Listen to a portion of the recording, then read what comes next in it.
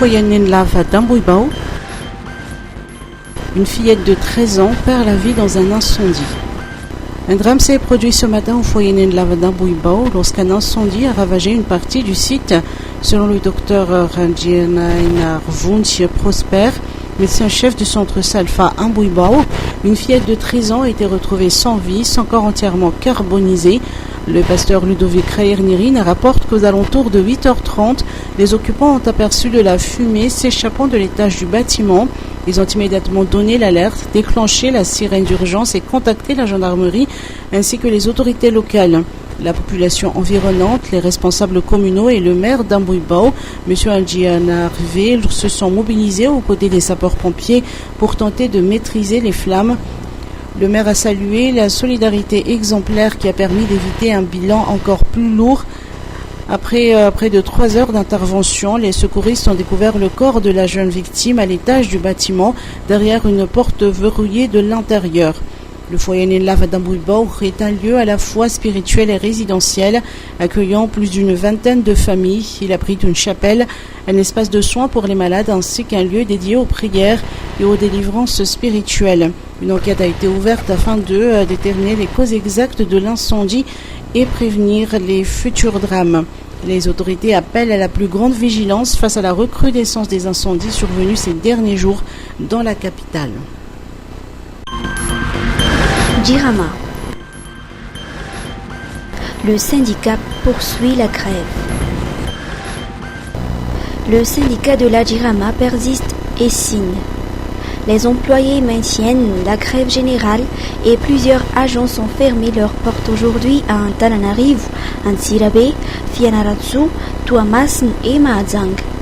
Les revendications demeurent inchangées, la démission du directeur général Ron Weiss, ainsi que la suspension de l'application du nouveau statut de la Jirama.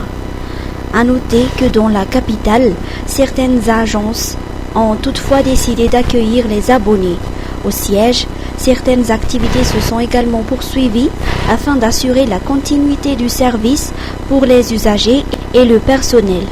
Le personnel technique, pour sa part, n'a pas pu interrompre totalement ses interventions afin de garantir la maintenance du réseau. De son côté, l'administration centrale reste campée ses positions et concentre ses efforts sur la résolution du problème de délestage.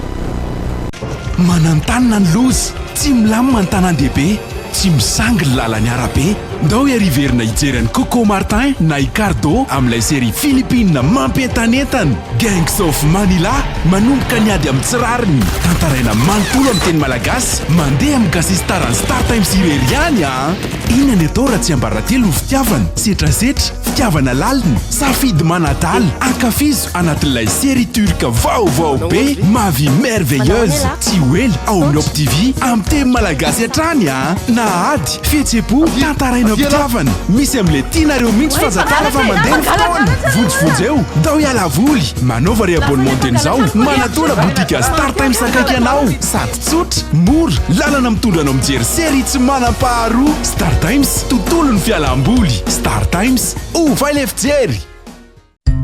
Misolife ahitana karazan'entana maro samihafa ilaina amin'ny fiainana andavanandro amin'ny vidiny mirary toy ny kojakoja ho an-tokantrano, ny kilalaosan'ny fitaizana ny ankizy, ny fikolokoloina amin'ny vatana, ny fetina anjaika sy ny sisa sy ny sisa. Ho avy izao ny fety ampifalifaliana ny zanaka sy ny havana manjakaiza koa tongava fa afa-po hanao atao Misolife. Misolife Analakely eo akaikin'ny lapan'ny tanàna misokatra isan'andro fivarotana en ligne ao amin'ny page Facebook Misomada Sandratra afaka miantso koa amin'ny larana 038 06 686 06. Misolife afa-po anao. Bourse d'études. 23 étudiants s'envoleront demain pour la Turquie. 23 étudiants de l'école turque Maarif à Atalatamat bénéficieront cette année de bourse d'études. 6 d'entre eux recevront la bourse ITB offerte par le gouvernement turc, tandis que les 17 autres se verront attribuer une bourse de l'école Maarif. Ils s'envoleront pour la Turquie dès demain.